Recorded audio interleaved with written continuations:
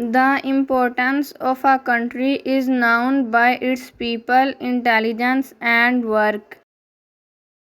Nation building means engaging all people in the progress of the country. The future and the current condition of a nation lies in the hands of youth. Youth of our country, Pakistan, is the future of our nation. Youth represent the most dynamic and energetic section of the population.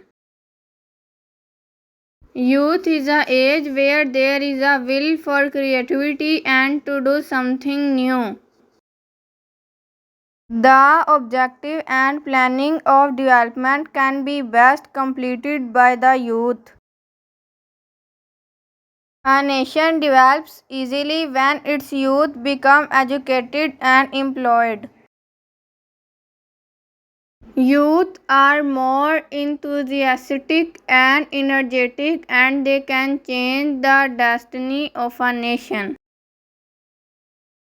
For dynamic change, youth need freedom of speech, expression, and thought. Thanks for watching.